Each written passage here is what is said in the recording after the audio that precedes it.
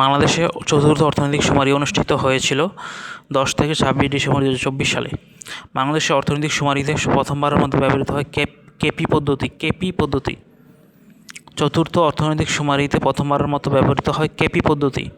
দেশের অর্থনৈতিক অবস্থা জানতে এই শুমারি করা হয় প্রতি 10 বছর পর পর। প্রথমবারের মতো অর্থনৈতিক শুমারি করা হয়েছিল 1986 সালে। তৃতীয় অর্থনৈতিক শুমারি করা হয়েছিল 2024 সালে। তৃতীয় অর্থনৈতিক শুমারি করা হয়েছিল 2013 সালে, 2024 সালে না। তৃতীয় অর্থনৈতিক শুমারি করা হয়েছিল 2013 সালে। তৃতীয় অর্থনৈতিক শুমারি করা হয়েছিল 2013 সালে। চতুর্থ অর্থনৈতিক শুমারিতে তথ্য রয়েছে 65টি প্রশ্নের। তৃতীয় অর্থনৈতিক শুমারিতে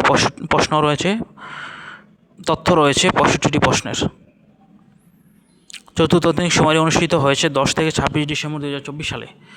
বাংলাদেশের চতুর্থ অর্থনৈতিক শুমারি অনুষ্ঠিত হয়েছে 10 থেকে 26 ডিসেম্বর 2024 সালে। বাংলাদেশে বর্তমানে নীতি সুদ হার 10%। বাংলাদেশ ব্যাংকের বর্তমান নীতি সুদ হার 10%। বাংলাদেশ ব্যাংকের মতে SLF rate 11.50%। Standard lending facility rate বাংলাদেশের ব্যাংকের মতে SLF রেট হচ্ছে 11.50%। SDF rate 8%, bank rate 4%। Bangladesh ব্যাংকের মতে স্ট্যান্ডার্ড লেন্ডিং ফ্যাসিলিটি রেট 11.50%। আর standard deposit SDF rate Bangladesh ব্যাংকের মধ্যে SDF রেট 8%, ব্যাংক রেট 4%। 2023-24 অর্থ বছরে দেশের গড় মুদ্রাস্ফীতি ছিল 9.73%। আর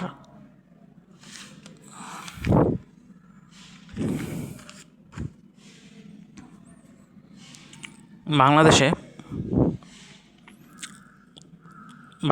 দ্বৈত কর পরিহার এবং কর ফাঁকি সংক্রান্ত চুক্তি করে বাংলাদেশ কাতারের সাথে। বাংলাদেশ দ্বৈত কর হার পরিহার এবং কর ফাঁকি সংক্রান্ত চুক্তি করে কাতারের সাথে। বাংলাদেশের শীর্ষ রপ্তানি খাত তৈরি পোশাক। ভুটানের সাথে বিশেষ অর্থনৈতিক অঞ্চল স্থাপিত হবে কুড়িগ্রামে। বাংলাদেশ সবচেয়ে বেশি 23-24 অর্থ বছরে বাংলাদেশ সবচেয়ে বেশি চা রপ্তানি করে সংযুক্ত আরব আমিরাতে বাংলাদেশ সবচেয়ে বেশি চা রপ্তানি করে।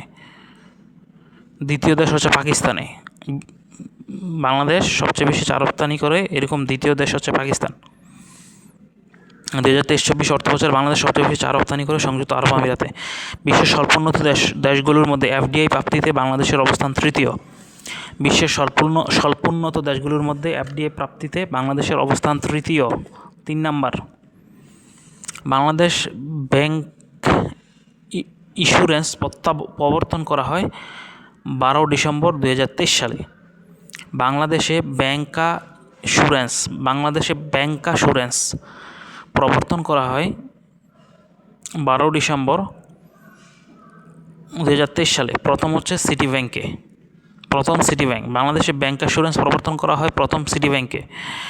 বাংলাদেশের ব্যাংকাসুরেন্স প্রবর্তন করা হয় 12 ডিসেম্বর 2023 সালে। বাংলাদেশ ব্যাংক টাকার সঙ্গে ডলার বিনিময় বা সোয়াপ ব্যবস্থা চালু করে 15ই ফেব্রুয়ারি 2024 সালে।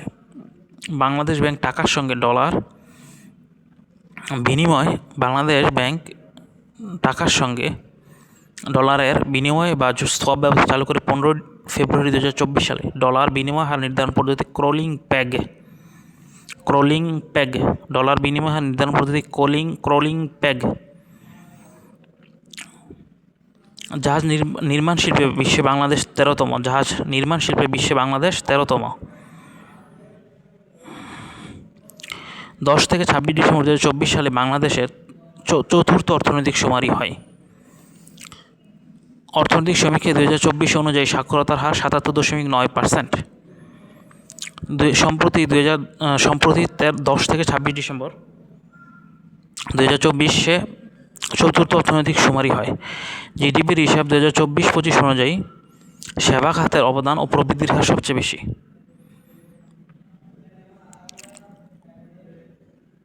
LDC এর পূর্ণরূপ। স্বল্পোন্নত দেশ থেকে বাংলাদেশের উত্তরণ সম্পর্কে আলোচনা করব এখন। জাতিসংঘ সর্বপ্রথম LDC তালিকা প্রকাশ করে 1971 সালে। বাংলাদেশ LDC ভুক্ত হয় 1975 সালে। জাতিসংঘ সর্বপ্রথম এলডিসির তালিকা প্রকাশ করে 1971 সালে। বাংলাদেশ এলডিসিভুক্ত হয় 1975 সালে। ইকোসকের সুপারিশে বাংলাদেশ চূড়ান্তভাবে এলডিসির তালিকায় নাম গৃহীত হয় 1976 সালে। ইকোসকের সুপারিশে বাংলাদেশ চূড়ান্তভাবে এলডিসির তালিকায় অধিভুক্ত নাম অধিভুক্ত হয় 1976 সালে। বাংলাদেশ স্বল্পোন্নত দেশ থেকে উন্নয়নশীল দেশ হওয়ার প্রাথমিক যোগ্যতা অর্জন করে 16 মার্চ 2018 সালে। বাংলাদেশ স্বল্পোন্নত দেশ থেকে উন্নয়নশীল দেশ হওয়ার প্রাথমিক যোগ্যতা অর্জন করে 16 মার্চ 2018 সালে। এলডিসি থেকে উত্তরণের জন্য সিডিপি চূড়ান্ত সুপারিশ করে বাংলাদেশকে 26 ফেব্রুয়ারি 2021 সালে। এলডিসি থেকে উত্তরণের জন্য সিডিপি চূড়ান্ত সুপারিশ করে বাংলাদেশকে 26 ফেব্রুয়ারি 2021 সালে। এলডিসি থেকে উত্তরণের জন্য সিডিপি চূড়ান্ত সুপারিশ করে বাংলাদেশকে 26 ফেব্রুয়ারি 2021 সালে। বাংলাদেশ এলডিসি থেকে আনুষ্ঠানিকভাবে বের হবে 24 নভেম্বর 2026 সালে। বাংলাদেশ এলডিসি থেকে আনুষ্ঠানিকভাবে বের হবে 24 নভেম্বর 2026 সালে। বাংলাদেশ এলডিসি থেকে আনুষ্ঠানিকভাবে বের হবে 24 নভেম্বর 2026 সালে। বাংলাদেশ ইউরোপীয় ইউনিয়নে শুল্কমুক্ত রপ্তানি সুবিধা হবে 2019 সাল পর্যন্ত। বাংলাদেশ ইউরোপীয় ইউনিয়নে শুল্কমুক্ত রপ্তানি সুবিধা হবে 2029 সাল পর্যন্ত। 2019 সাল, এটা 19 সাল না, 19 সালটা ভুল ছিল। 2029 সাল পর্যন্ত বাংলাদেশ ইউরোপীয় ইউনিয়নে শুল্কমুক্ত রপ্তানি সুবিধা হবে। বাংলাদেশ ইউরোপীয় ইউনিয়নে শুল্কমুক্ত রপ্তানি সুবিধা হবে 2029 সাল পর্যন্ত। Trade related aspects intellectual property rights চুক্তির বা ওষুধ শিল্পের প্যাটেন্ট সুবিধা চুক্তির মেয়াদ বাড়ানো হয়েছে 1 জুলাই 2034 সাল পর্যন্ত। Trade related aspects intellectual property rights TRIPS চুক্তির মেয়াদ বাড়ানো হয়েছে, যেটা হচ্ছে ওষুধ শিল্পের প্যাটেন্ট সুবিধা, সেটা হচ্ছে 1 জুলাই 2034 সাল পর্যন্ত মেয়াদ বাড়ানো হয়েছে। 1971 সালে প্রথম এলডিসিভুক্ত দেশ ছিল 25টি। 1971 সালে প্রথমে এলডিসিভুক্ত দেশ ছিল 25টি। মোট এলডিসিভুক্ত দেশ ছিল 52টি। 1971 সালে প্রথমে এলডিসিভুক্ত দেশ ছিল 25টি। মোট এলডিসিভুক্ত দেশ ছিল 52টি। সর্বশেষ দক্ষিণ সুদান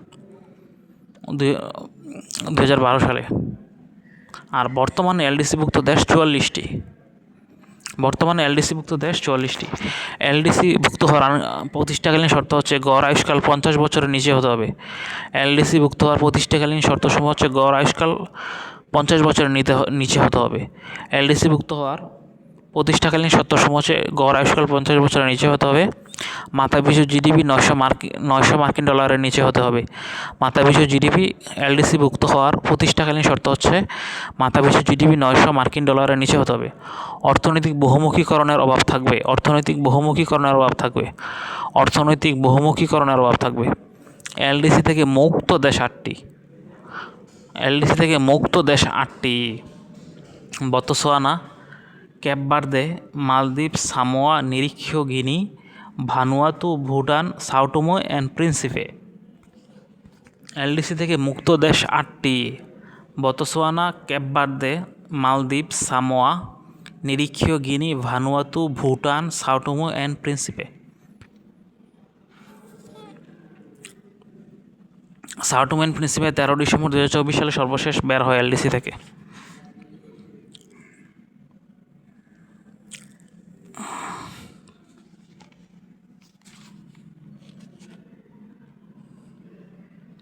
এলডিসি থেকে মুক্ত